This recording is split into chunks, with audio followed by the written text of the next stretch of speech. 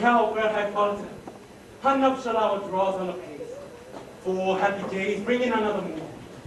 So, methinks how slow this old moon wanes. She lingers my desires, like to a step-dame or dowager, long withering out to young man's retinue. 4 days will quickly sleep for themselves at night. 4 nights will quickly dream away the time. And then the moon, like to a silver bow, new bent in heaven shall behold the night of us on the moon.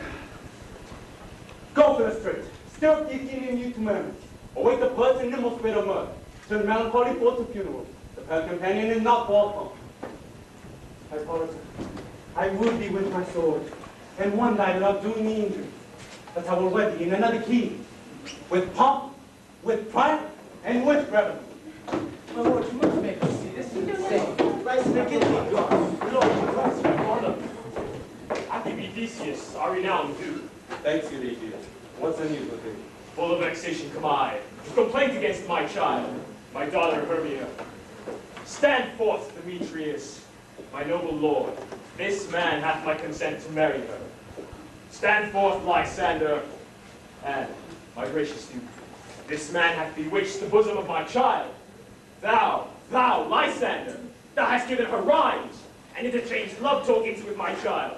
Thou hast by moonlight at her window sung, with feigning voice, verses of feigning love, and stolen the impression of her fantasy, the bracelets of thy hair, rings, God's conceit, knacks, trifles, nosegays, sweetmeats, messengers of strong travailed and unhardened youth. With cunning hast thou filled my daughter's heart, turned her obedience, which is due to me, to stubborn harshness. And my gracious duke, be it so she will not here under your grace consent to marry with Demetrius. I beg the ancient privilege of Athens. As she is mine, I may dispose of her, which shall be either to this gentleman, or to her death, according to our law, immediately provided in that case.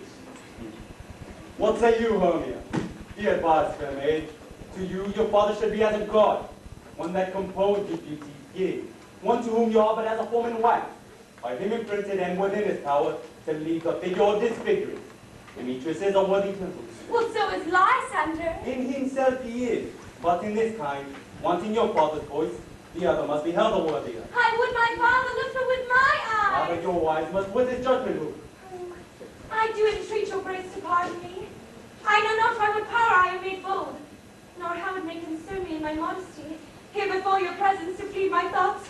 Oh, but I beseech your grace that I may know the worst that may befall me in this case if I refuse to wed Demetrius. Either to die the death, or to abjure forever the society of men.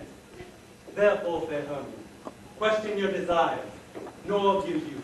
Examine well your blood, whether if you yield not to your father's choice, you can endure the delivery of a nun, or I to be in shady close commune, to live a barren sister all your life, chanting faint hymns to the cold, fruitless moon. Thrice blessed they that master sold the blood to undergo such maiden pilgrimage. But earthlier happy is the rose is dear, than that which, withering on the virgin thorn, grows, lives, and dies in a single blessing. So will I grow, so live, so die, my lord. Ere will I yield my virgin patent up unto his lord who is unwitting of my soul and says nothing of sovereignty. Take time to pause.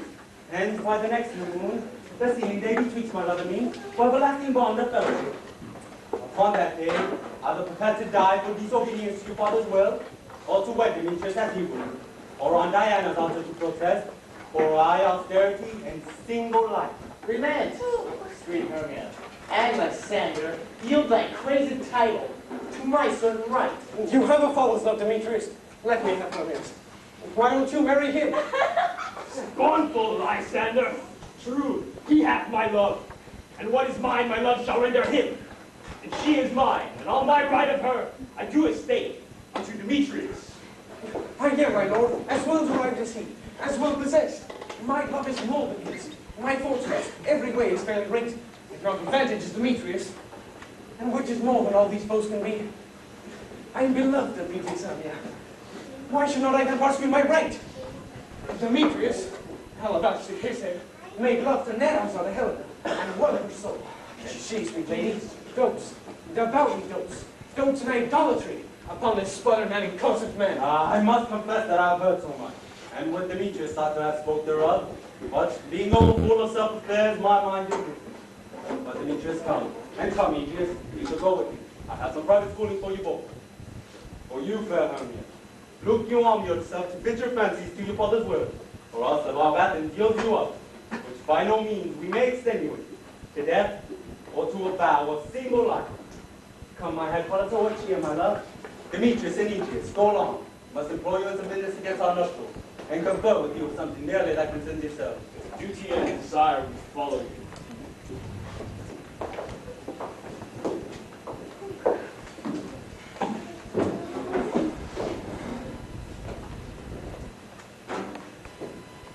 How now, my love? Why are your cheeks so pale? How chance of roses they do fade so fast? Be like the want of rain, which I could well be taken from the tempest of my life. Ay me, for aught that I cannot read, could ever hear by tale of history. And the course of true love never did run smooth. And then 'twas different in blood. So cross, too high to be enthralled too low. Or else was scrapped in respective years. So spite, too old to be engaged too young. Or else it stood upon the choice of friends. So hell, to choose love by another's eyes. Or, if there were sympathy in choice, war, death, or sickness deadly seizure, making it momentary as a sun, swift as a shadow, short as any dream, brief as a light in the calling night, that in a spleen unfolds both heaven and earth. And there a man hath power to say, behold, the jaws of darkness were devoured up. So quick by things come to confusion.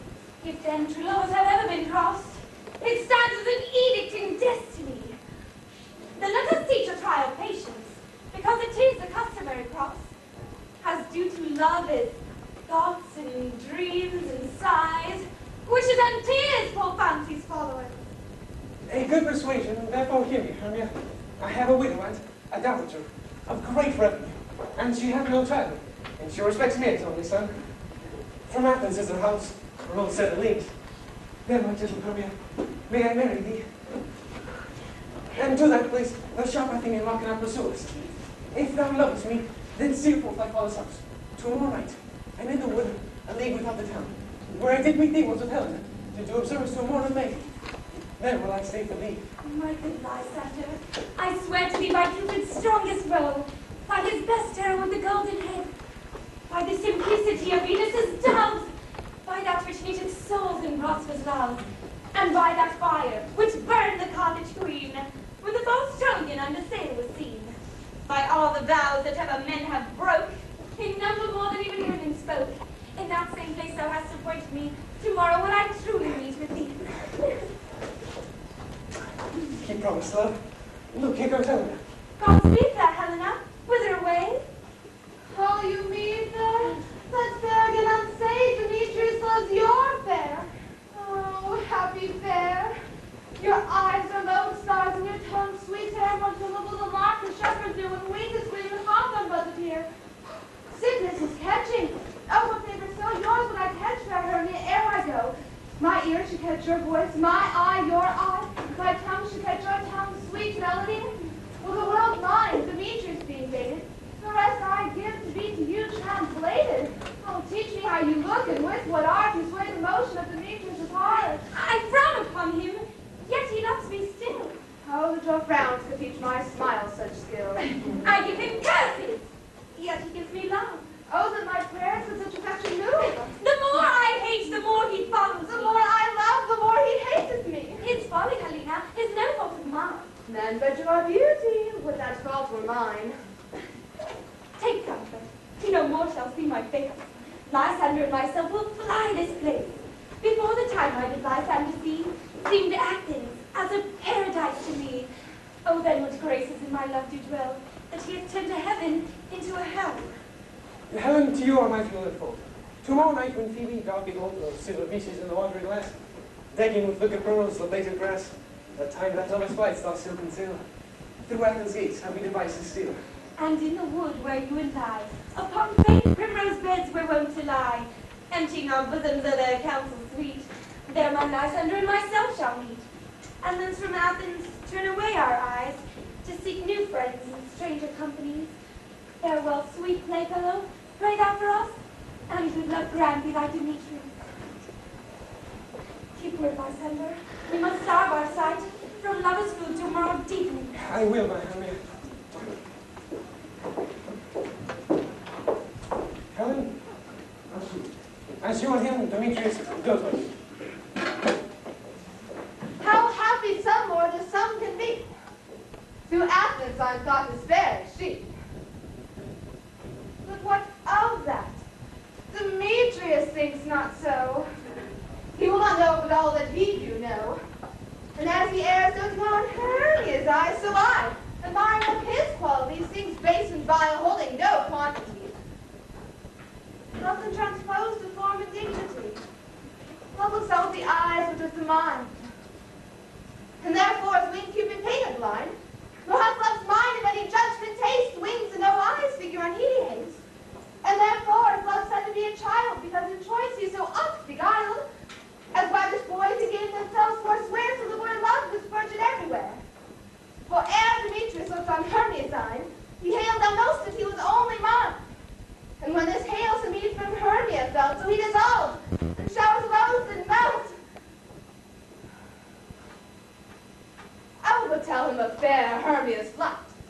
Then to the wood will he tomorrow night pursue her. For this intelligence, if I have thanks, it is the dearest expense. But here in me nigh, to enrich my pain, to have this sight thither, and back again.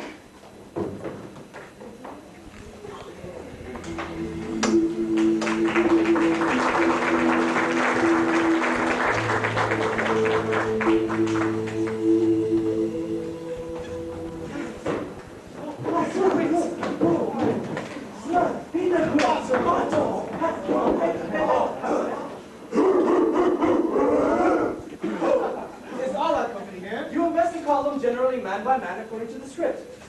Here is a scroll of every man's name, who was thought fit through all of Athens to play knight's flute before the Duke and the Duchess on his wedding day at night. First, Peter Quince, see what the play treats on, then read the names of the actors and so forth to a point. Mary, our play is the most lamentable comedy, the most cruel death of Pyramus and Thisbe. A very good piece of work, I assure you, and a merry. Now, good Peter Quince, call forth you actors by the scrolls. Masters, spread yourselves. Answer as they call you. Nick Bottom the Weaver. Ready? Name what part I am for and proceed. You Nick Bottom are set down for Pyramus. What is Pyramus? A lover or a tyrant? A lover now, that kills himself most gallantly for love. There will have some tears in the true performing of it. If I do it, let the audience look into their eyes. I will know storms. I will condole measures. To the rest. Yet my chief humor's for a tyrant. I can play Uncle Raleigh, or a partridge or a captain. To split all. The raging rocks and shivering shocks shall break the locks of prison gates, and Phyllis's car shall shine from afar to make and mar the foolish fate. This was lucky. Now name the rest of your play. This is Urkel's vein, a tyrant's vein, a lover's more condoling. Oh, sorry. Francis Flute, the bellows man. Here, Peter Quince. Francis Flute, you must take Thisbe on you. What is Thisbe? A wandering knight. It is the lady that Pyramus must love. Hey, let not me play the woman. I have a beard coming. That's all. You shall play the master. You may speak as small as you will. Think I may hide my face. Let me play Thisbe too. I will speak in a monstrous thin voice. Thisbe! No. Oh, Pyramus! No, you must play Pyramus and Flute, you Thisbe. Well, close. Robert Scout, Taylor. Here, Peter Quince. Robert Scout, you must play Thisbe's mother. Tom Scout, the digger. Here, Peter Quince. You, Pyramus' father. Myself Thisbe's father. Snug the joiner, you the lion's part. And I hope yours will play fitting.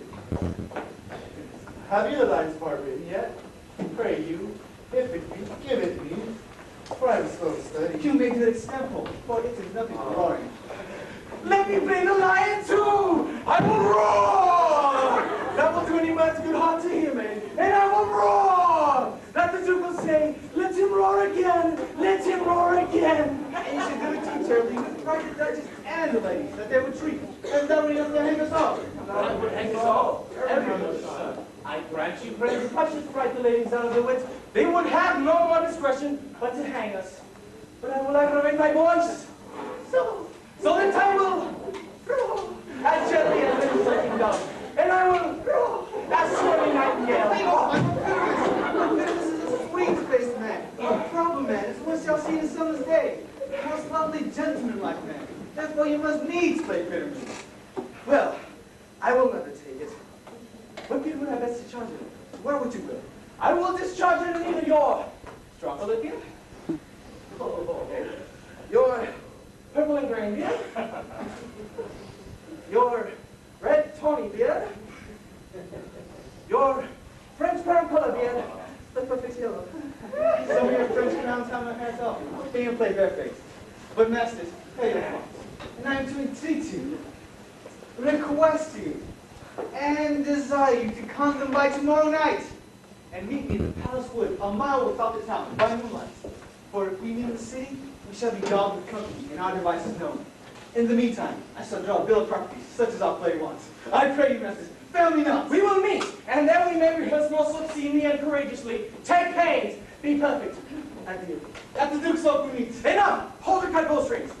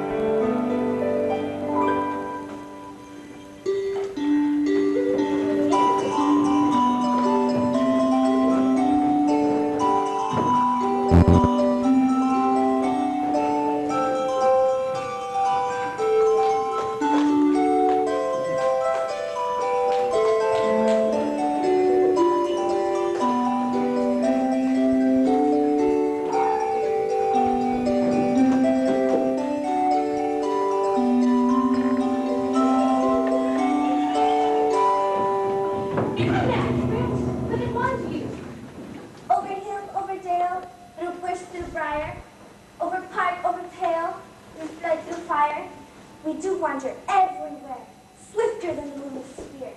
And we serve the fairy queen to do her orbs upon the green. The cowslips tall, her pensioners be, in their gold coats spots you see. Both be rubies, fairy favors, in those freckles make their savors. We must go seek some dewdrops here, and hang a pearl in every cowslip's ear. Farewell, thou love of spirits, all be gone. Our queen and all her elves come here anon. The king doth keep his revels here tonight. Take heed the queen come not to this sight. Oh, bride is passing fell in her wrath, because that she is her intended wife. A lovely boy stolen from an Indian king. She never had to see the change. Just so run and have the child, not in a strain to trace the boast wife. She perforce withholds lovely boy, crown them with flowers and makes them all a joy. And now the never meets by gold or green, in valley clear spangled starlight sheen. But they do so swear, that all their elves for fear creep into away from cooks and hide in there. Either I mistake your shape, and make you quiet, or else you're that shrewd and knavish sprite. Called Robin Goodfellow, are not you she that frights the maidens of the villagery? Skim milk and sometimes labor in the quern, and bootless make the breathless housewife churn, and sometime make the drink to bear no barn, mislead night wanderers, laughing at their harm. Those that hobgoblin call you, and sweet punk, you do their work, and they shall have good luck. Are not you she? Thou speakest right. I am that merry wand of the night. I just do over and make him mine. When I have fat and be fed plus beguile, in the hanging likeness of a filly foal. Sometime the fine and gossip's full, every likeness of roasted crab. And when she drinks against her lips I bond, and under whither do I pour the ale? The wisest and like the saddest tale. Sometime, for if but stole mistaketh me, then the body from her bun down topples she, and Taylor cries, falls from cough, and the whole choir hold their heads and laugh. And waxing in the mirth and knees and flare, oh, and merry Alice never wasted there. But Drewberry, here comes Oberon.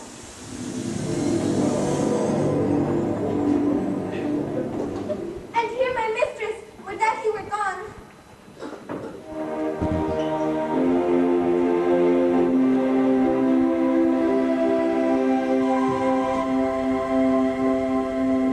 Ill met by moonlight, proud Titania. What? Jealous Oberon?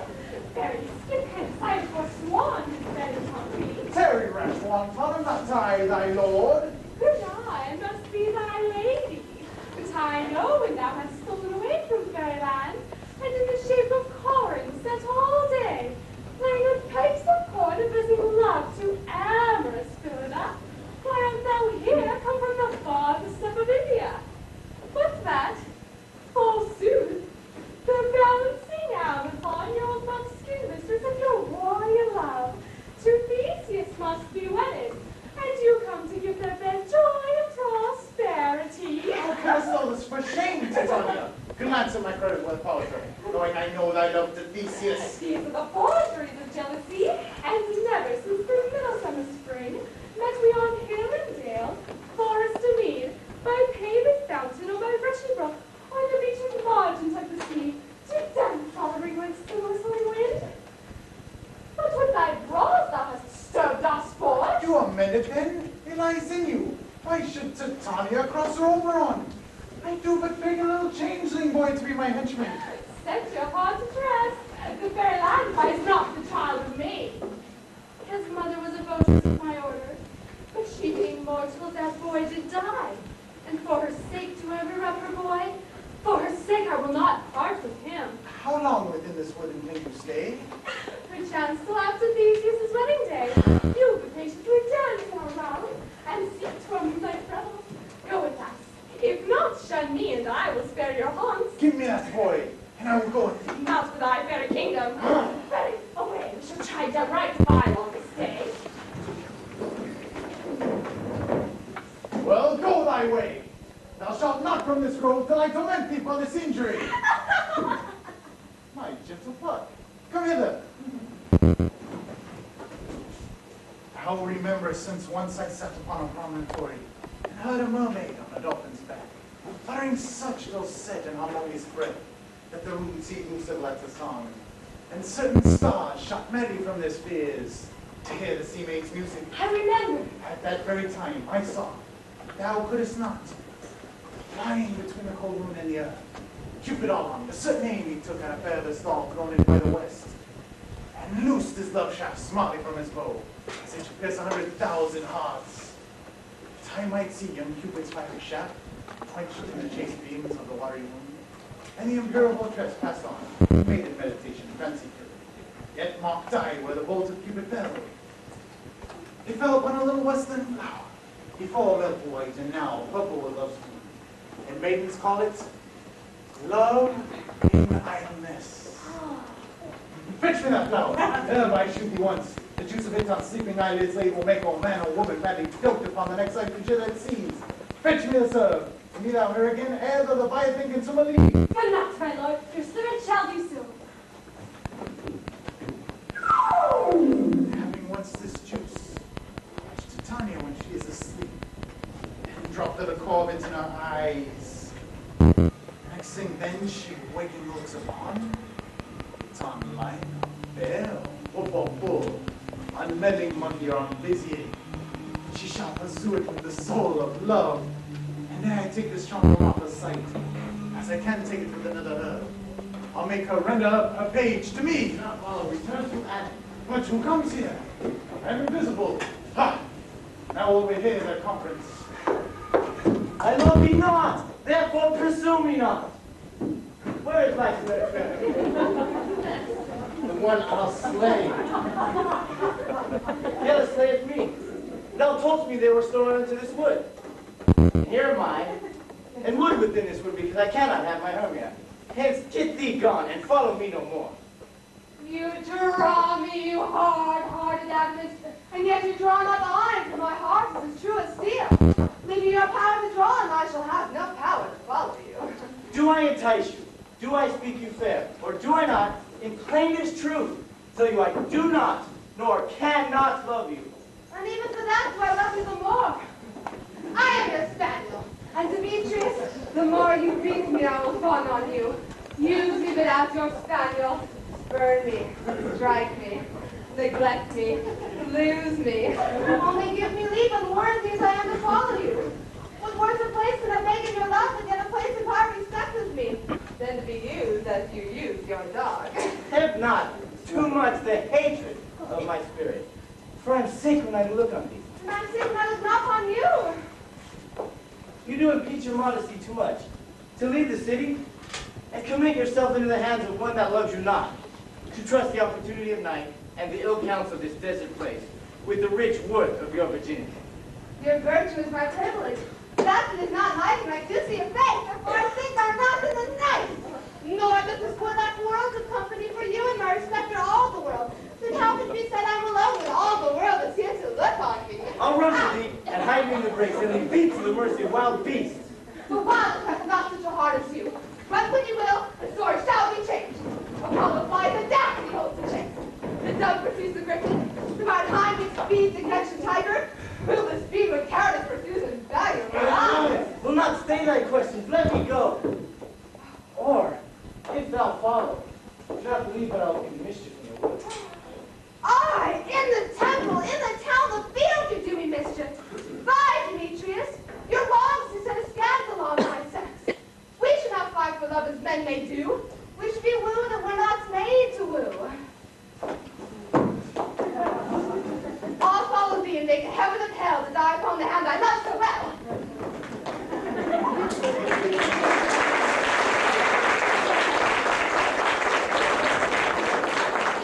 Very well, imp.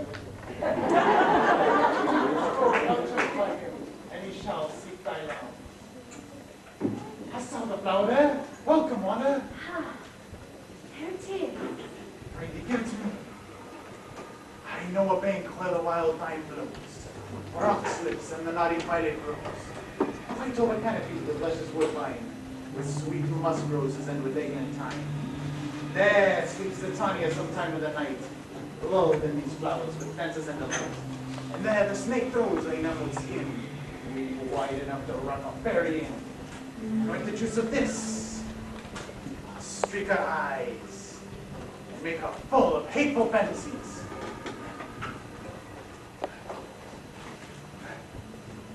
Take down some of it and see through the scroll. A sweet Athenian lady is in love with a disdain for you. Anoint his eyes, but do it, for the next thing he espies may be the lady. Thou shalt know the man by the Athenian garments he hath on, and affected with some care that he may prove more fond on her than she upon her love. And meet me ere the first cock crow. Fear not, my lord, your servant shall do so.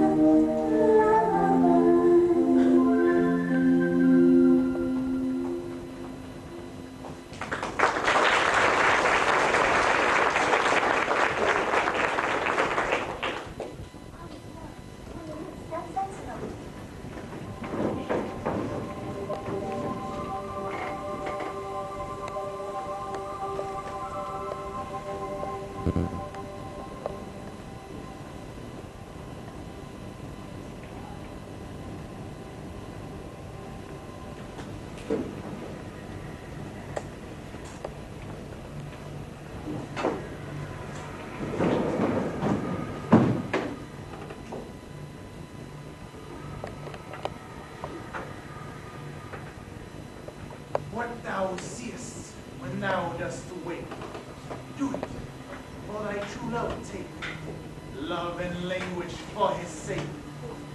Talents, cat or fair, hard or boy with bristled hair, in thy eye that shall appear, when thou wakest, is thy dear. Wake when some vile thing is near.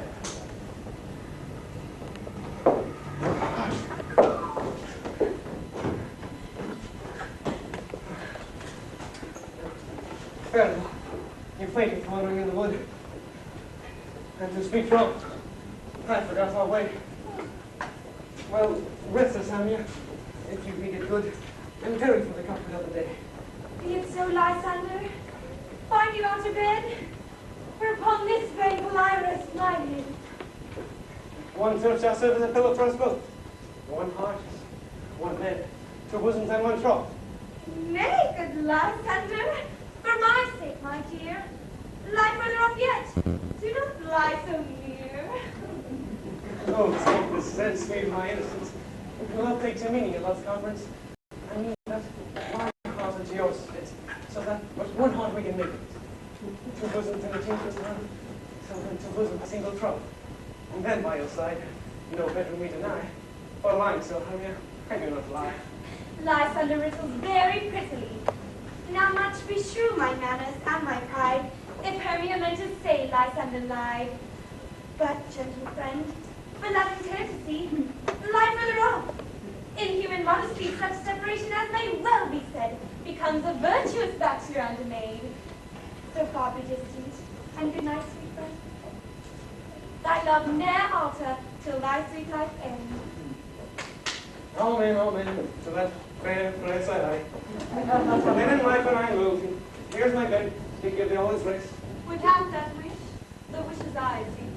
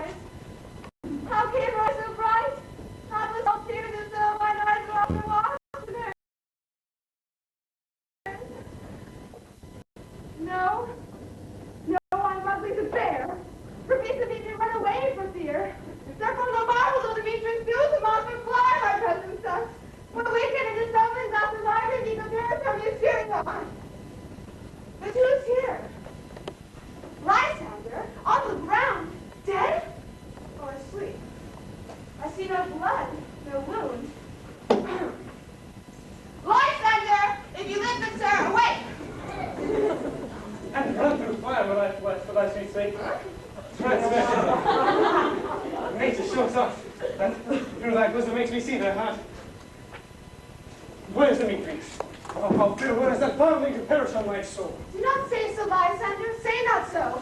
What though he love your Hermia, Lord, what though? Yet Hermia loves you, then be content. Content with Hermia? No, I do repent the tedious minutes I would earth, and not Hermia, but Helen I love, who will not change a raven for a dove. The will of man is by his reasons made, and reason says you are the worthier maid. Things going on bright until the season, so I being young till now, right not to reason. And touching now the pointed human skill, reason becomes a marshal to my will, and leads me to your eyes, where I have learned love stories, written in love's richest book. Where was I to this keen mockery born?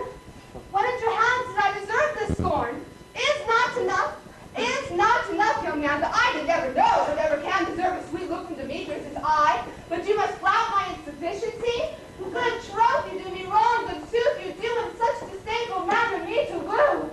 But dare you well, perforce, I must confess I thought you lord of more true gentleness. Oh, that a lady of one man refuse, should it another therefore be abused. Oh!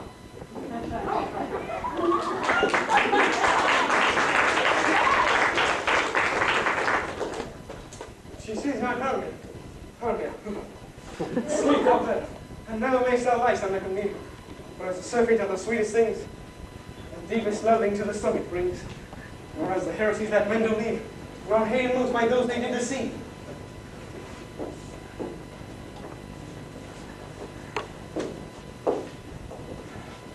So thou, my surfeit and my heresy, of all be hated but the most of me. And all my powers address your love and might, to honor Helen, and to be her knight.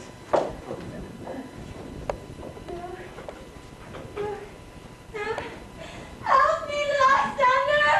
Help me! Do thy best to pluck this crawling savage from my breast!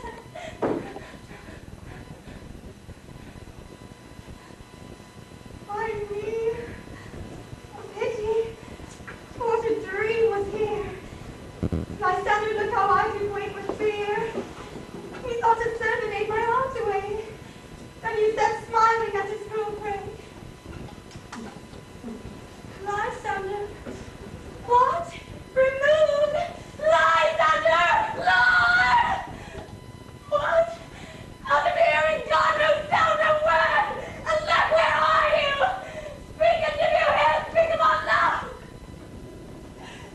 I stood almost with fear. No! And I will perceive that you are not nigh. To the deck, are you? Will I find immediately?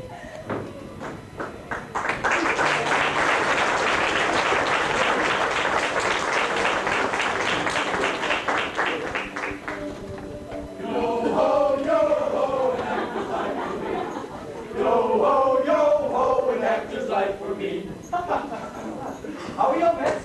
It is a marvelous convenient place for our evening. This green plot shall be our stage. That hop over it, our cheering house. And we will do it in action as we will do it before the do. Peter Quince, say a thousand bottom. There are things in this comedy of Pyrrhus and Thisbe that'll never please. First, Pyramus must draw a sword to kill himself, which the ladies cannot abide. How answer you that? Bar a lark in a perilous spirit. I believe you must securely note when all is done. I'm not a wit. I have a device to make all well. Write me a prologue, and in this prologue let it seem to say, we will do no harm with our swords, and that Pyramus is not killed indeed. And for the more better assurance, tell them that I, Pyramus, am not Pyramus, but Bottom the Weeper. That will put them out of fears. We shall have such a prologue. It shall be written in 8 and 6. No, make it 2 more. Let it be written in 8 and 8. Will not the ladies be afraid of the lion? Now, I fear it. I promise you. masters, you might have considered with yourselves to bring in, God shield us, a lion amongst the ladies is the most dreadful thing. For there's not a more fearful wild fowl than your lion living, and we ought to look to it. Therefore, another prologue must tell he is not the lion. Nay, nay. Half his face must be seen through the lion's neck, and he himself must speak through, saying thus, or to the same effect. Ladies. Or, fair ladies. I would wish you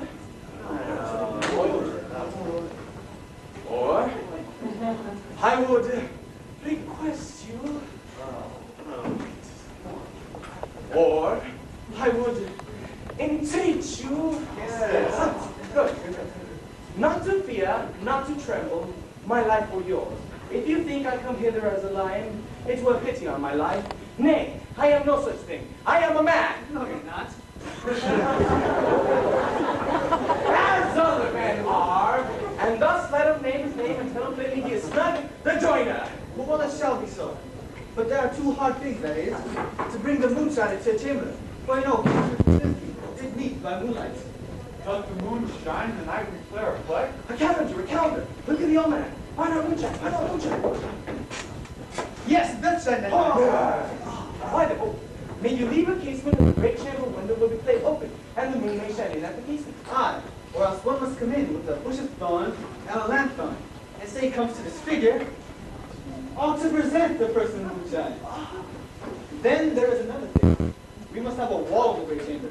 For you know, Pyramus of Disney says the story, that speaks through the cheek of a wall. You can never bring in a wall. What say you, Bucket? Some man or other must present a wall. You must have some plaster, some loam, or some rough cast around to signify walls. You must hold his finger thus, and through the cranny shall Pyramus of Disney whisper. If that may be, then all is well. Come, every mother's son, and rehearse your parts. Pyramus, you begin. After you have spoken your speech, enter into the break, and so everyone according to his cue. Pretended husband have you swaggering? So near the cradle of fair queen. What? A mentor? Have you not to enact the two tracks if I see a cause? Speak, Pyramus. Simply, simple.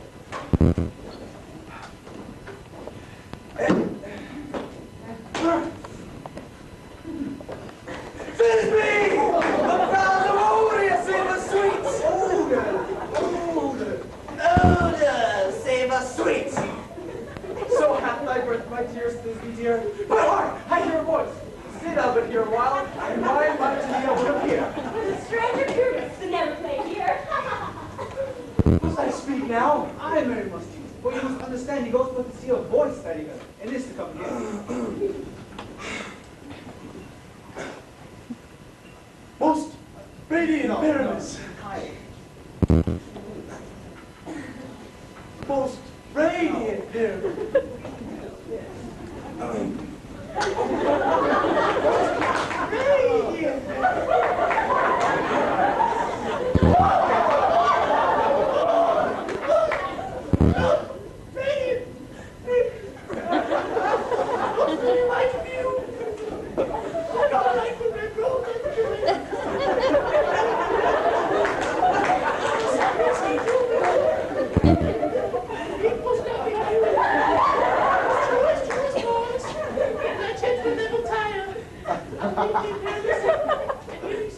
Nine is too bad. Well, you must not speak that yet, Mr. Pyramus. You speak all your thoughts at once, cues and all. Cues and all. Pyramus, the cue is past. It is never tired.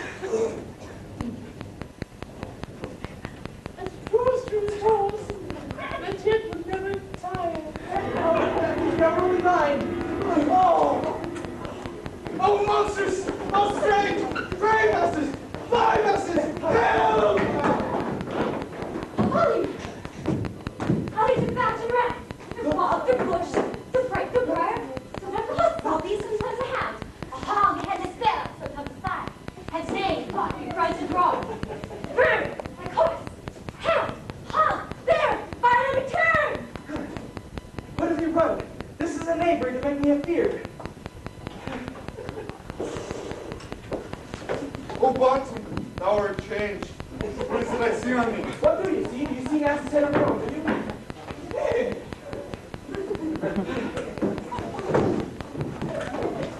Bless thee, Watson! Bless thee! Thou art translating!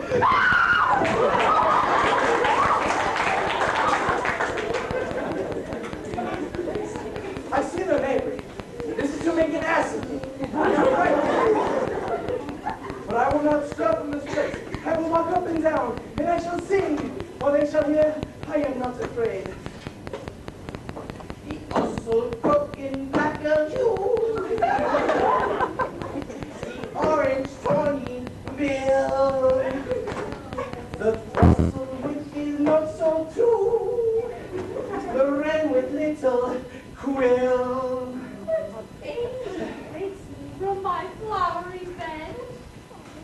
the finch, the sparrow, and the lark.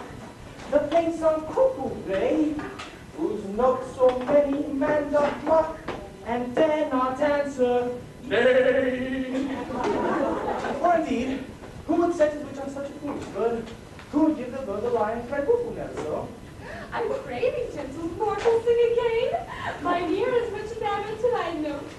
So is mine eye enthralled to thy shading, and thy fair virtues first before start move me. Upon what virtues you say, to swear I love you. Methinks, mistress, you should have little reason for that. And yet reason and love keep little company together nowadays.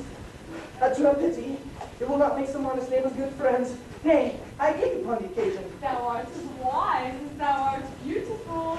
Not so neither, for if I had enough wood to get out of this wood, I would. Out of this wood do not desire to go. Thou shalt remain here whether thou wilt to know. I am a spirit of no common rate.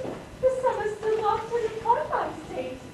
And I do love thee, therefore go with me. I'll give thee fairies to attend on me, and they shall fetch thee jewels from the deep. And sing while thou on precious flowers dost sleep. And I shall purge thy mortal prosters so, that thou shalt like any of these spirits go. Here's blossom cobweb, march and mustard seed. And I, where shall we go?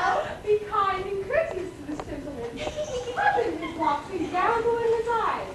Feed him with apricots and dewberries, purple grapes, green figs, and mulberries. The honey bags steer off in the humblebees, and for night tapers crop their waxen sides, and lengthen with the fiery glowworm's eyes. To have my love to bed and to arise, and pluck the wings from painted butterflies, to fan the moonbeams from his sleeping eyes. Not to give else and do good courtesies. Hail. I beseech your worship's mercy, Codley. I do beseech your worship's name. Ah, Mistress Cobweb, I shall desire you of more acquaintance. If I cut my finger, I will make bold with you. Your name, honest spirit? Ah, command me to Mistress Squash, your mother, and Master Peasler, your father. I shall desire you of more acquaintance too. Your name, honest spirit? Ah, Mistress Mustardseed, I know your patience all too well. That cowardly giant oxbeak that devour many a man of your house. I promise you, your kindred have made my eyes water ere now. I shall desire you more acquaintance too. Come, wait upon him. Lead him to my bower. The moonbeam thinks looks in the watery eye. And when she weeps, we examine the flower, inventing some important chastity. Oh yes, my brothers, time to bring him silently.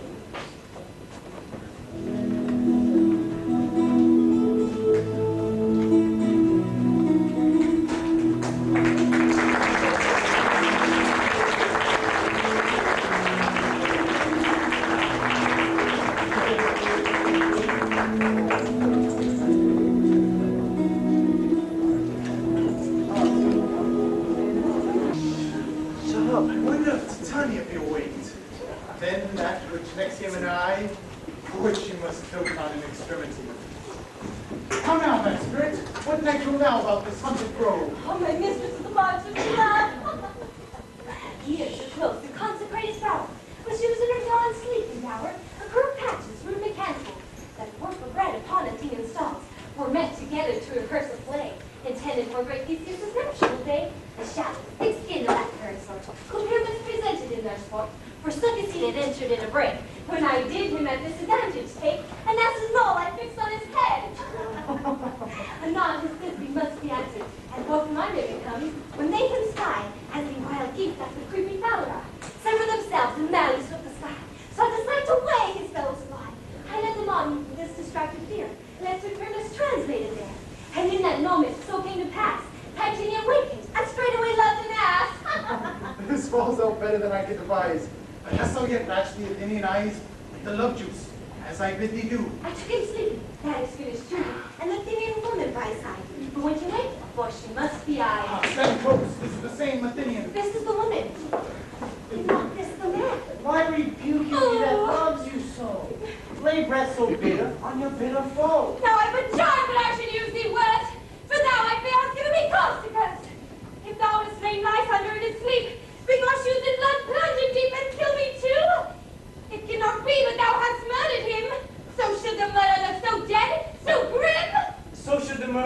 and so should I, pierced through the heart with your stern cruelty. Yet you, the murderer, look as bright and as clear as yonder Venus in her shimmering sphere. What's this to my Lysander? Where is he? Oh, sweet Demetrius, wilt thou give him me? I'd rather give his carcass than the cow. Out, dog! Out, cur! Thou drivest me past the bonds of my impatience! Hast thou murdered him, then? Henceforth never be nothing but man! Oh, what? Don't you know the my sake? Dost thou sit upon your equally? Oh, hast thou killed him sleeping? Oh, brave touch! You not a word that Anna do so much! And Anna did it! With double a tongue in thine nose, so that you never had a stab! You spend your passions on him, his present mood. I am not guilty of Lysander's blood, nor is he dead, brother, I can tell. I pray thee, then tell me that he is well. And if I did, what would I get that for? A privilege, never to see me more.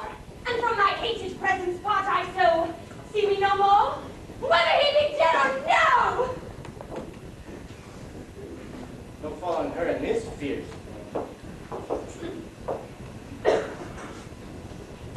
Here, therefore, for a while I will remain. So sorrow's heaviness doth heavier grow. For death and bankrupt sleep doth sorrow own, which now in some slight measure it may pain. If for his tender, here I make some mistake.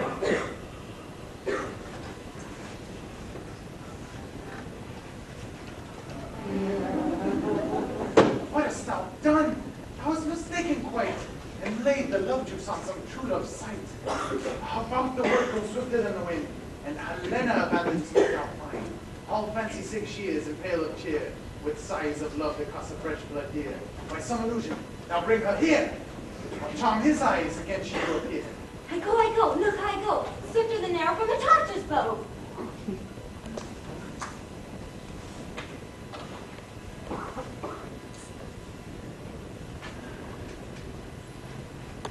Flower of this purple dye, hit with Cupid's archery, sink an apple of his eye.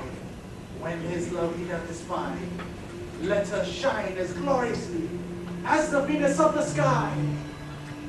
If thou wakest when she be by, beg of her for remedy. Captain of our fair band, Helena's here at hand, and the youth mistook by me, pleading for a lover's fee. Shall we their fond pageancy? Lord, what fools these mortals be! Stand aside, the noise they make will cause Demetrius to awake. Then will two at once hold one, that needs be parted alone, and those things do best please me, and befall preposterously. Why do you think that I should ruin scorn? Scorning to which never come in tears. Look, when I vow, I weep, and vow so born in nativity, all truth appears. How can these things in me seem scorn to you? Bearing the badge of faith, the prudent true. You do advance your cunning more and more. When truth kills truth, O devilish holy prey. These vows are Hermia's, will you give her o'er? Weigh oath with oath, and you will nothing weigh. Your vows to her and me put on two scales will even weigh, and both as light as tails. I had no judgment for her, I swore. Nor none in my mind, now you give her o'er. Demetrius loves her, and he loves not you. Oh, hell.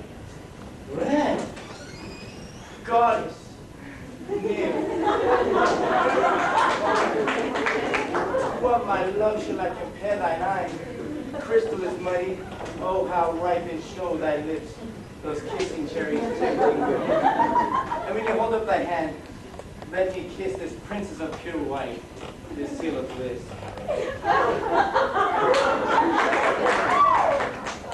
Right. Oh, hell! I see you're almost set against me for your merriment. If you were civil and you courteous, you would not do me thus much injury. Can you not hate me as I know you do, but you must join in souls to mock me too? If you were men, as men you are in show, you would not yield to us ladies. Thou and slayer to the fighting my heart, and I sure that you hate with all your hearts. We both are rivals to love Hermia, and now both rivals to hate Helena. But trim, that's when the man would enterprise with the tears up to the corner and die before derision. Then a noble sort was so offended the virgin, and extort a partial patient, all to nature's farce. You are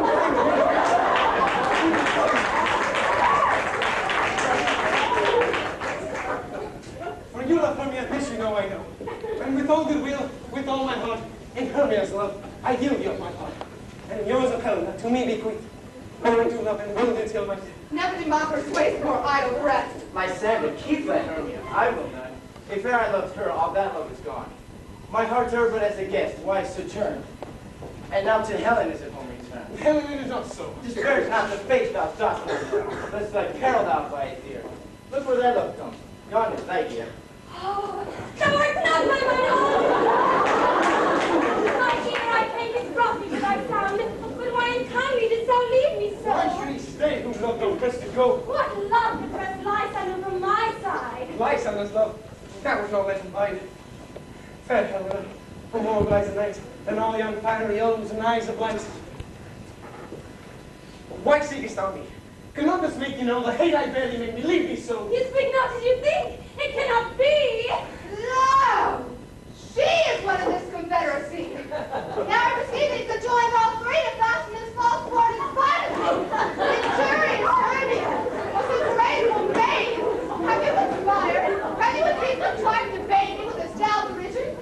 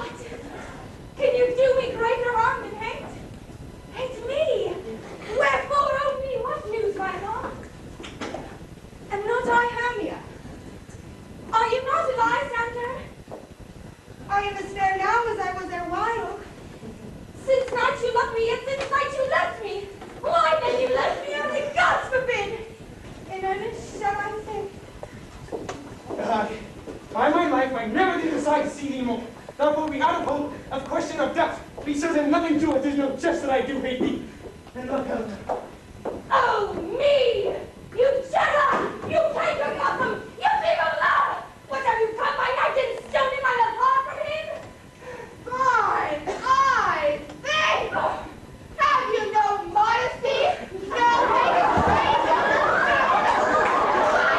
Will you dare reason out with my gentle tongue? Fine, you got it, did you? Well, did you? I met my ghost again. Now I perceive that she has made compare between our statures. She has left her height, and with her personage, her tall personage. Her height the suit yet prevails with him. And are you growing so highly in esteem because I'm so dwarfish and so low?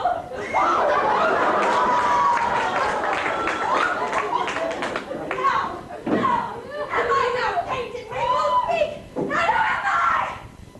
Am I not yet so low, but that my nails can reach into thine eye? I pray no, you not be doing it.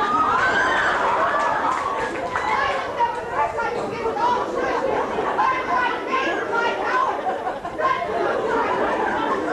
Perhaps you think me that she's something lower than myself, I'm natural. Lower! I can get It it! hurts! Do not be so bitter with me. I haven't wanted love you, and Captain Powell's never wronged you. Say that. In love to Demetrius, I pulled him of yourself into this wood. He followed you for love, I followed him. Did he have tried me, hence regret to spurn me, strike me, nay, to kill me too. Good. And now she lets me quiet go to act until I bear my falling back and follow you no further. Let me go. You see how simple and how gone I am. Why? Get you gone! Who is that hinders you? A foolish heart that I leave here behind. What? With Lysander? With Demetrius. She shall not harm thee, Helena. No, sir, she shall not. Though you take her part. Oh, when she's angry, she is keen and shrewd. She was a vixen when she went to school. And though she be but little, she is fierce. Little. Again! Nothing but low and little! Why will you suffer me to flirt with us? Let me come out! Yes, you come, you dwarf. You minimus of Henry Carter's ladies. You greedy, you able. You are too officious on her behalf. That's go on to your services. Let her alone. Speak not of Helena. Take on her part. For Dallas did never so little show love to her. Thou shalt not buy it. Now she holding on. Now follow without that. To try who's right to find a line is spoken, Helena. Follow me, I'll go with thee. Cheek from joy. Oh!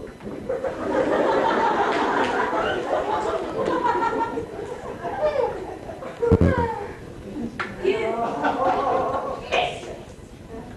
All this coil is long of you!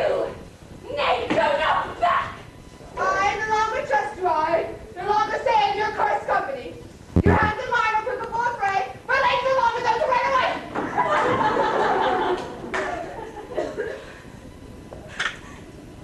I'm amazed! I knew not what to say.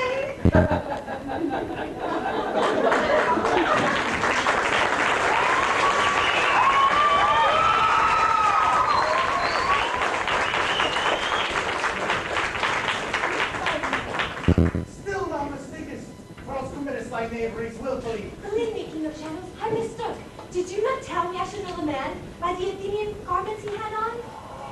Thou seest these lovers seek a place to fight. I therefore, Robin, overcast the night. The starry welkin covered our none with drooping fogs, black as our draw. And these testy rivals so astray, as one come not within another's way. My son of some dark break my tongue. Then stir Demetrius up with bitter wrong, and sometime rather like me. And from each other let thou lead them thus, till all their brows, their tongue policy, with leaden legs and betty wings doth creep. And then crush this herb into Lysander's eye, which the core hath this virtuous property, to take from thence all air with his might, and make his eyeballs roll with wonted sight. And when they next wake, all this derision shall seem a dream, and prove its vision. And back to Athens shall the lovers wend, with leave from state till death shall have end. And whilst I in this affair do employ, call to my queen, and beg her Indian boy. And then I will the charm and I release from monsters' view, and all things shall be peace. My very lord, this must be done with haste, for knights with dragons cut the clouds so fast, and yonder shines or as harbinger, at his approach ghosts wandering here and there, troop home to churchyards, damn spirit saw, that should cross Imperial. Already to the wormy beds are gone, for fear lest they should look their shades upon. They will believe themselves exiled from light, and must for aye consort with black-browed night. But we are spirits of another sort, tied in the morning like our off-made sport. Like a forester that grows may tread, even to the eastern gate all fiery red, opening upon Neptune his fair blessed beams, turns into yellow gold as salt green streams. But, notwithstanding haste, make no delay. We may effect this business yet a day. Up and down, I will lead them up and down. I'm here to steal the town. Stop it, lead them up and down. Here comes one. No, Paul Demetrius.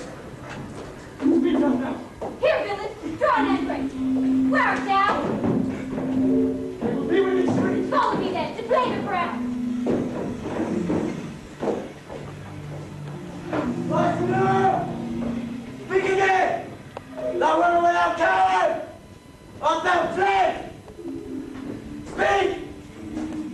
In some bush, will you hide your head? Thou coward, art thou frightened to the stars? Hide the bushes, that thou lookest for wolves, and wilt not courage. Come, recreant, come thou child. Oh, look the thrive! He is a violent. I draw the sword on thee. Hey, art thou there? Follow my voice, we'll try the man with fear. He goes before me and still does me on. When I come to calls, and he is gone. Dylan is much lighter hill than I followed fast, much faster he did fly. I follow mine dark and either way, and he will rest me. Come thou gentle day, for if but once thou show me thy great light, I'll find Demetrius and revenge this fight.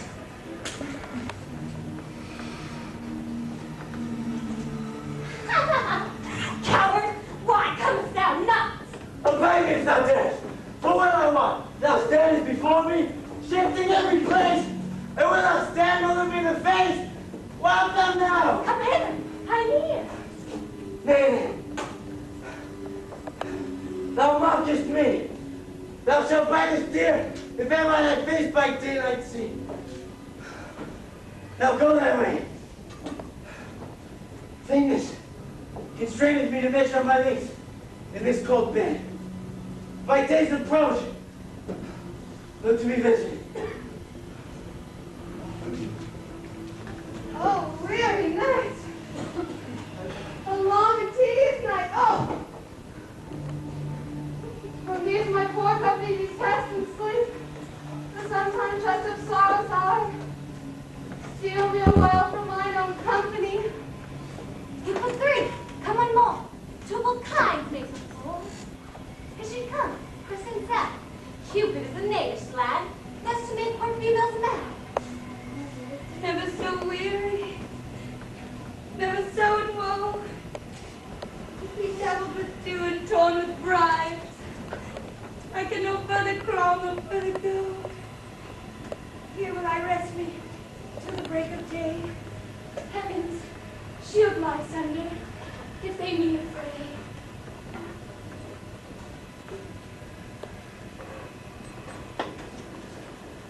On the ground, sleep sound, I'll oblige her eye, gentle on her enemy. When thou wakest, thou takest true delight in the sight of thine former lady eye, and the country proverb known, that every man should take his own, and your waking shall be shown. Jack shall have Jill, not shall the will. The man shall have his mare again, and all shall be well.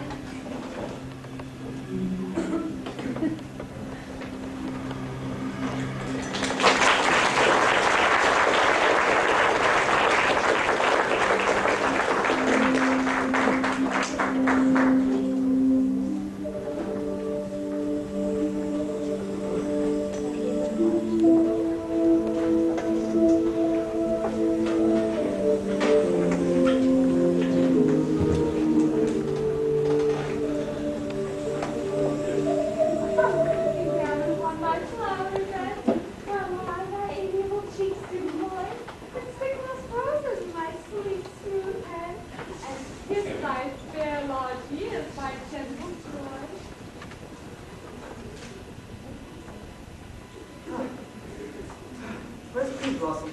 Benny, Ah, scratch my head, please, Blossom. Where's Mistress Cobweb? Benny, Ha! Mistress Cobweb, good mistress, get you your weapons ready and kill me a red-picked humblebee on top of a thistle, and bring me the honey bag. Do not fret yourself too much in the action, good mistress.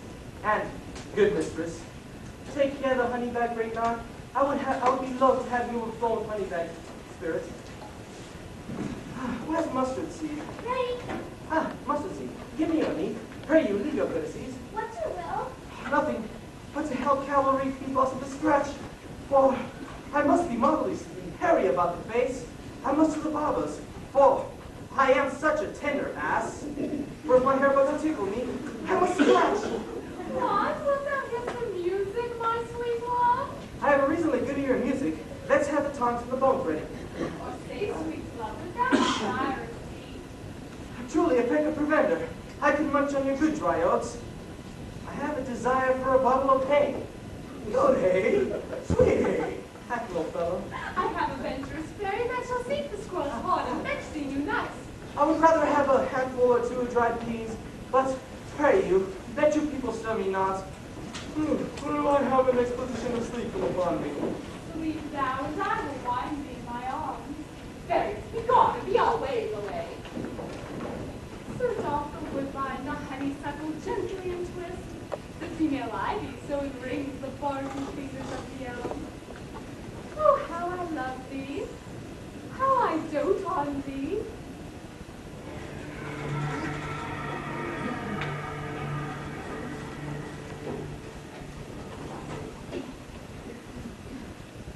Welcome, good Robin.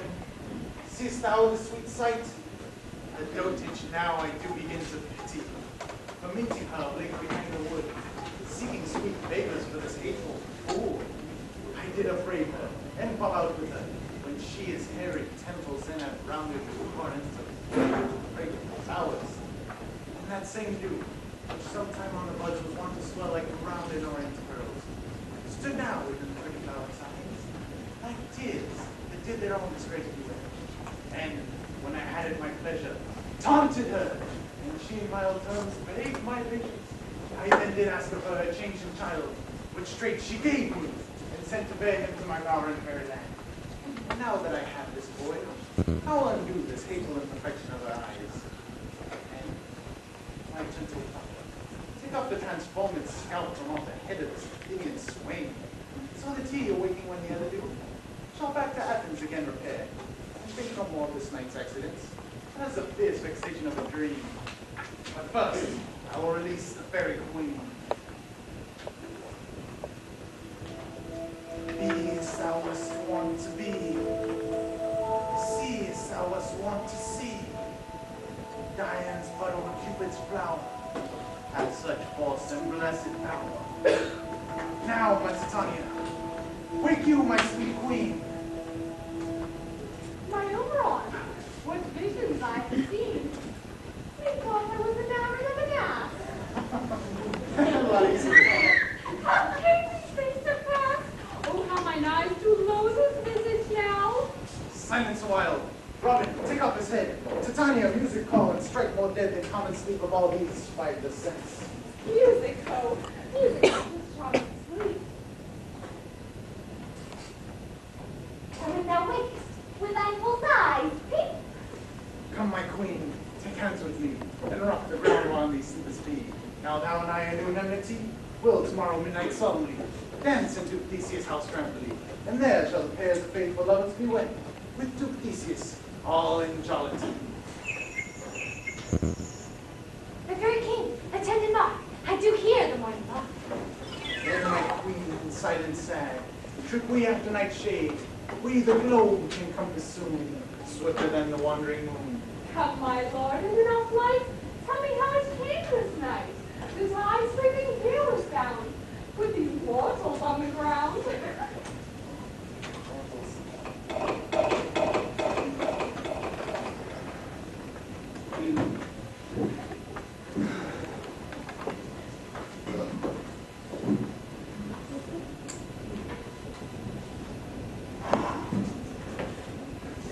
Go, wonderful. Find out the porter. For now our observation is performed. And since we have the vows of this day, my love shall hear the music of my hound. Uncouple in the western valley. Let them go. Dispatch, I say, and find a person. We will bear queen up to the mountain's top and mark the musical confusion of hounds and echoes and notes. I was with Hercules and Cadmus once, when in a wood of Crete they bathed the there, with hounds of Sparta. Never did I hear such gallant chiding. For beside the groves, the skies, the fountains, every region there seemed all one mutual cry. I never heard so musical a discord, such sweet thunder. My hounds are bred to have of the Spartan kind, so fluid, so sanded, and their heads are hung with ears that sweep with the morning dew. Croup need and delight like the salmon bull. Slow pursuits, but matched in mouth like bells, each under each. A cry more tunable will never holler to. Greek and Sparta, no necessity. Just when you hear. What's up? What needs so deep? My lord, this is my daughter there asleep.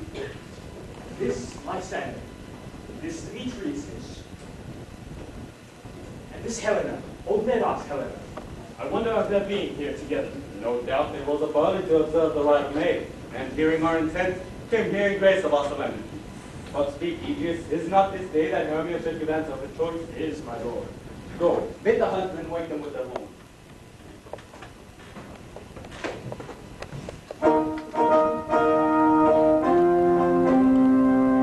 Tomorrow, friends! St. Valentine is past. Begin these world words but a couple now. Pardon, my lord. I pray you all, stand up. I know you two are rival enemies. How comes this gentle concord in the world? That hatred is so far from jealousy. To sleep I hate and fear no enmity. My lord, I shall reply amazingly. Half asleep, half waking, but as yet, I swear, I cannot truly say how I came here. But as I think, well, truly would I speak. And now do I bethink me, so it is. I came with Hermia hither. On intent was to be gone from Athens, where we met without the peril of the Athenian law. Enough! Enough, my lord, you have enough. I beg the law. Law upon his head. They would have stolen away. They would, Demetrius. Thereby to have defeated you and me. You of your wife, and me of my consent. My consent that she should be your wife. My lord, fair Helen told me of this, though. Of this their purpose hither to the wood. And I in fury hither followed them. Fair Helen in fancy following me. But my lord, I want not by what power, but by some power it is my love to Hermia melted as the snow. It seems to me now as a remembrance of some idol god which in my childhood I did dote upon. All the faith, the virtue of my heart, the object and the pleasure of my eyes only Helena. To her was laid betrothed ere I saw Hermia. But like in sickness did I love this wood. But now in health comes my natural taste. Now I do wish it, love it, and long for it, and will forevermore be true to it. Ah, Fair lovers, you are fortunate men. Of this discourse we move with you not. Aegeus, thou will overbear your will, Lord. For in the temple, by and by, with us, these couples shall eternally be knit. And for the morning hour something more. A purpose hunting shall be set aside. Away with us to Athens. 3 and 3 we want the feasting great solemnity. Come, Hippolyta.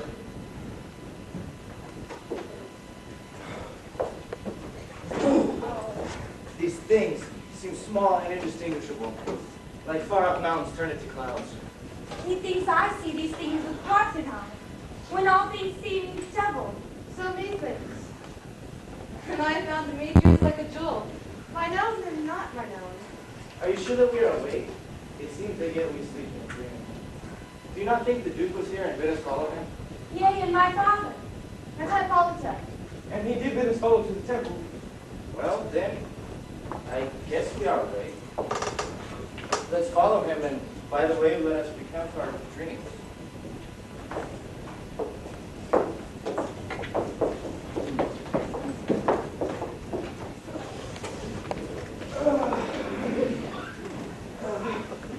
When my cue comes, call me. My next is most fair Pyramus.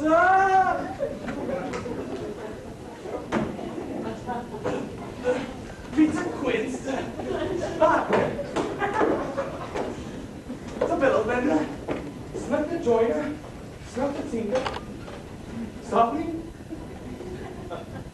God's my life stolen hands and left me asleep. I I have had such a rare vision. I have had the dream beyond the wit of man to say what dream it was. But man is but an ass, if he go about to expound what my dream was.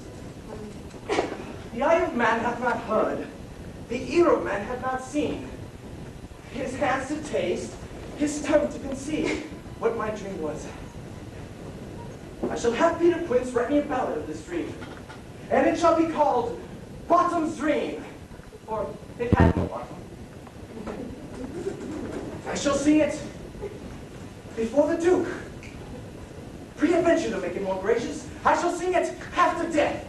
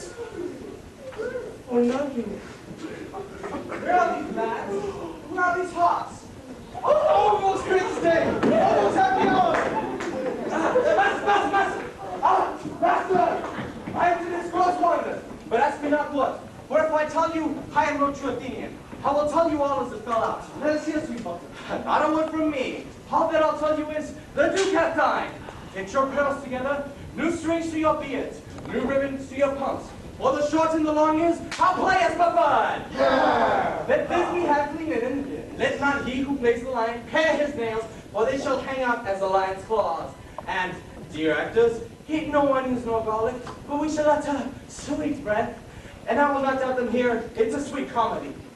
No more words. Away! Go away! Yes!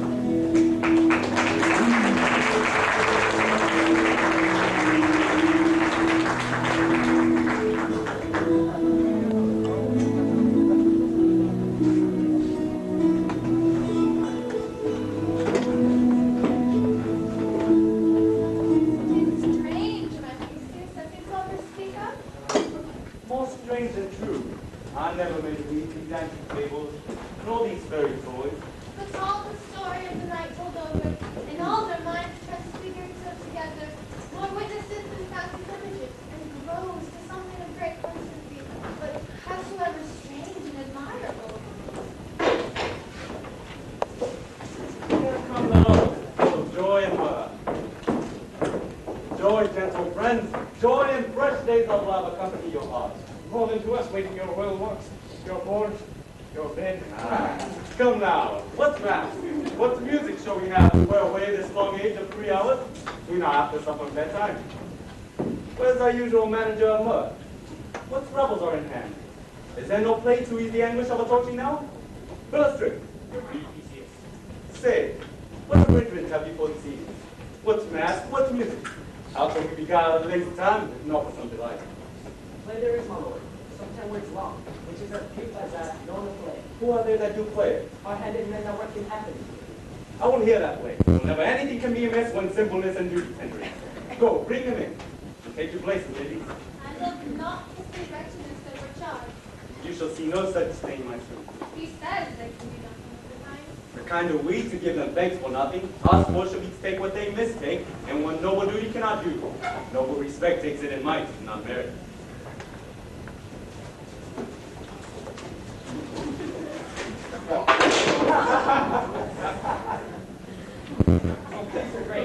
Spartacus' address. If we offend, it is without goodwill that ye should think we come not to offend, but with goodwill. Show simple skill. This isn't true beginning of our end. Consider then become but in despite. Our true intent is all for your delight. Yet we are not here that you should repent you. The actors are at hand, and by that show, you shall know all that you are like to know. Yeah. This fellow doth not stand upon point. No, he hath with his polo like a ruffle. He knows not to stop. A good war, my lord. It is not enough to speak, but to speak true. Indeed, he has played on his prologue like a child. And quit talking about it. His speech was like a tangled chain, nothing impaired but all disordered. Who's next?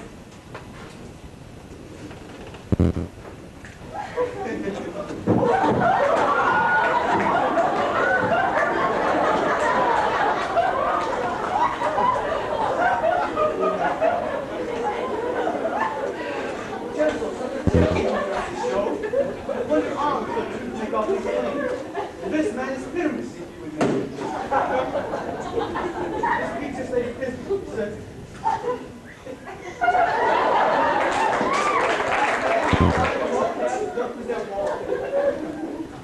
That vile wall did these love asunder, and through all chink also the opposite wisdom. After which, let no man wonder, this man, that going, dog and bush of thorn, liquid moonshine. This not thorn. Or you will know! By moonshine, did these lovers think of scorn? To meet at night's tomb, there to woo. This grisly beast, its lion hide by name. The trusty Disney, coming first by night. Did stay away or rattle to the right. And as she fled, the mantle she fall. Really mountain stain. And now comes Pyramus, sweet youth and tall, and finds his trusty Disney's mantle slain. Without with blade, with bloody, playful blade, he bravely broached his boiling, bloody breast. For all the rest, let lion, moonshine, walls, and lovers sway, and life is scored, while here they do remain. I wonder if the lion needs to speak. No wonder, my lord, the lion name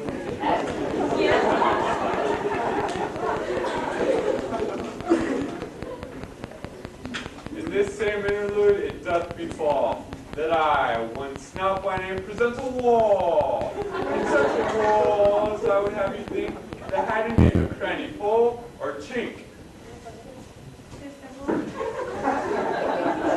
through which the lovers, Pyramus and Thisbe, did whisper often very secretly, this loam, this rough cast, this stone, doth show that I, one snout by name, present a wall. In such a wall as I would have you think that had a name of cranny, hole, or chink, through which the lovers, Pyramus and Thisbe, did whisper often very secretly, this loam, this rough cast, this stone doth show that I, one snout by name, present a wall. In such a wall, Oh, grim-looking night! Oh, night with you so black! Oh, night thou art when day is not! Oh, night! Oh, night! Alack! Alack! Alack! I feel my Disney's promises forgot. And that wall, oh sweet, oh lovely wall, that step between her father's ground and mine.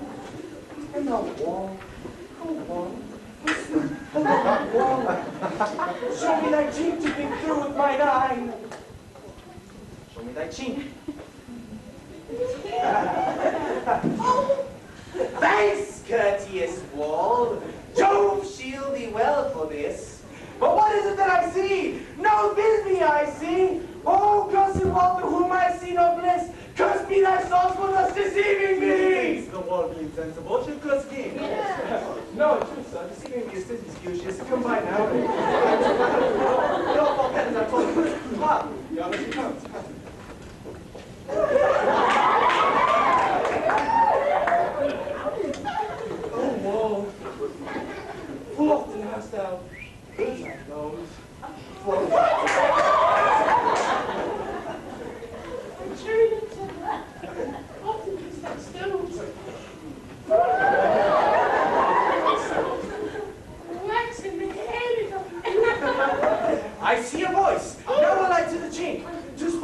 my Thisbe space. Thisbe! My love, thou art, my love, indeed. Think what thou wilt. I am thy lover's grace, and I'm thy mentor, and my trustee still. Like heaven, till it makes me kill. Not shepherdess nor Procrus was so true. My shepherdess to Procrus, and to you. Oh, kiss me through the hole in the vile wall.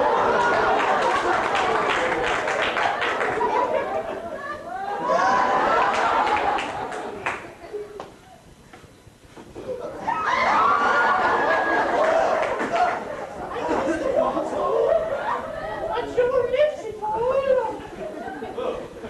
When thou meet me at Ninny's tomb straightway, Ninny's tomb straightway. Time lies. Time now. Come without delay.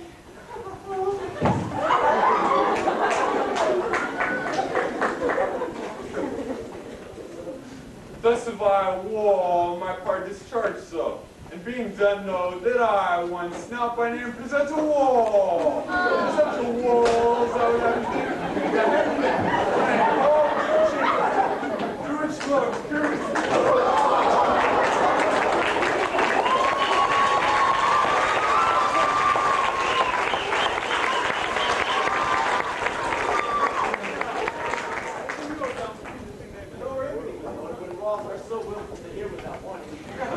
Why, this is the silliest stuff that I've ever heard. The best in this kind of a challenge, and the worst are no worse if imagination amends. It must be your imagination, and not theirs. If we imagine no worse of men than they of themselves, they may pass for excellent men. Here come two noble beasts, a man and a lion.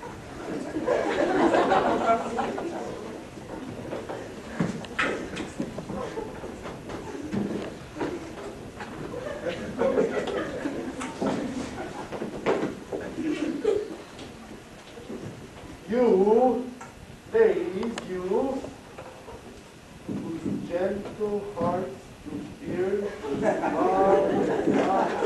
hearts that creep on shore, may now perchance awake the tremble here, when lies above the waters down.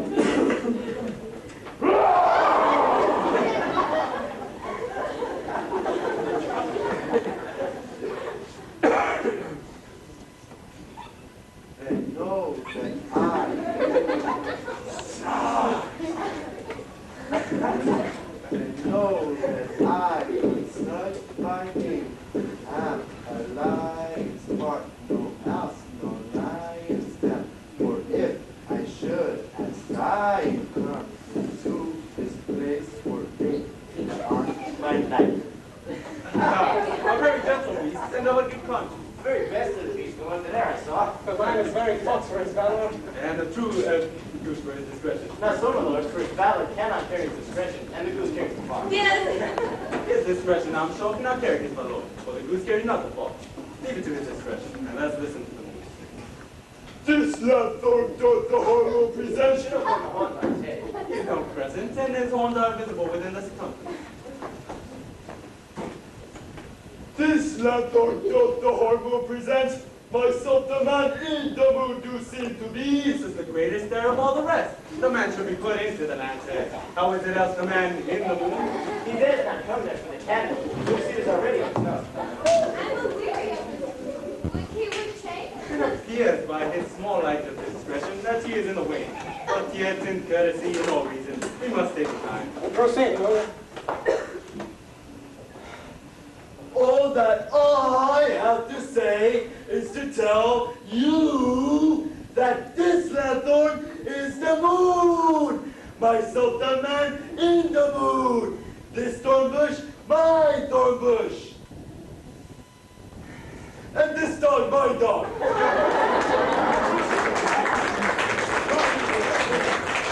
But silence. Here comes Thisbe.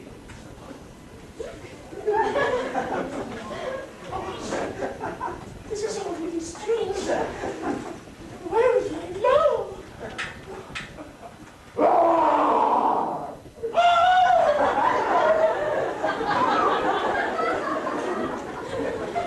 Well roared, lion. Well run, Thisbe. Well, One mouse lion. And so the lion vanished. And then came Pyramus. Sweet moon, I thank thee for thy sunny beams. I thank thee, moon, for shining now so bright. For by thy gracious golden glittering gleams, I trust to take of choice Thisbe sight. But stay, oh spite, but mark, poor night, what dreadful toll is here? Eyes, do you see? How can it be? Oh, dainty duck! Oh, dear! Pyramus, your moon has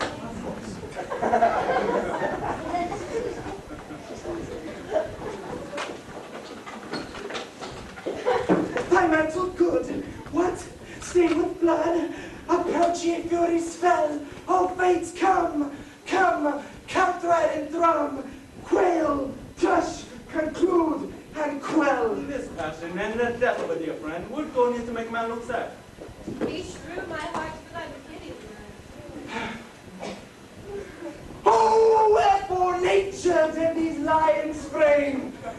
That lion vile hath deflowered, my dear, which is, no, which was the fairest dame that lived, that loved, that looked, that light with cheer. Out tears confound, out sword and wound the path of Pyramus. I that led path where the heart doth hop. Thus I die. Thus, now I'm dead. Now I'm fled. My soul is in the sky. Tongue, lose thy light. Moon, take thy flight. This not now I die.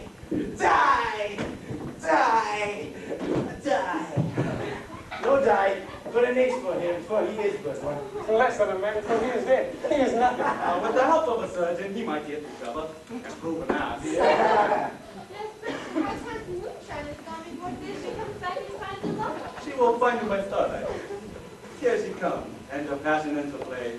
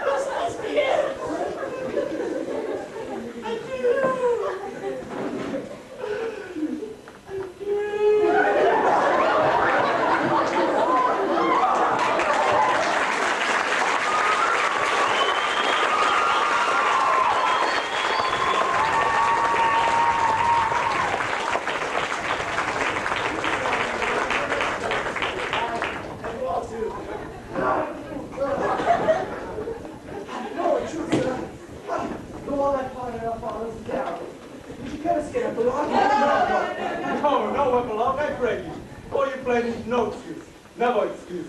But when your players are all dead, then he not to be played. Mary, if he that twitted had played Pyramus and hanged himself within his daughter, it would have been a fine tragedy. And so it is, truly, and notably this sword.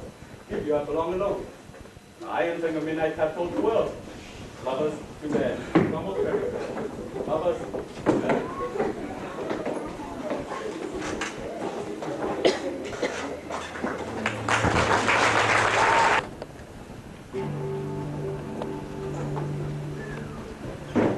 Down the 109 rocks, and the wolf be howls the moose, whilst the heavy clouds hold the query task for done, whilst the screech owl, screeching loud, puts the wretch that lies in woe, and remembers from a shred.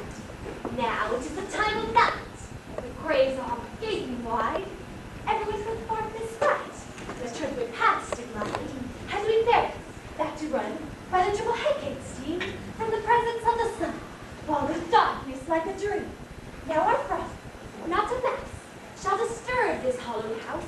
I'm sent with broom, sweep the dust behind the door.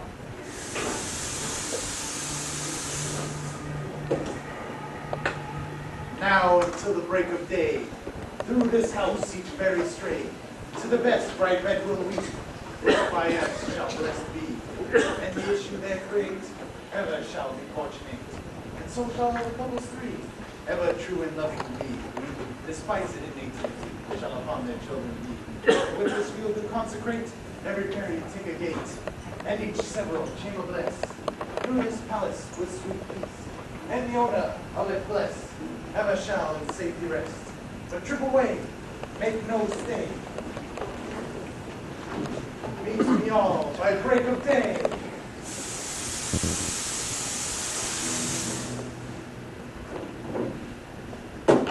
If we shadows have a bed, think of this, and all is met. That you had once slumbered here, while these visions did appear, and this weekend's idle theme no more yield but a dream. Gentiles, do not turn your head. If you pardon, we will mend.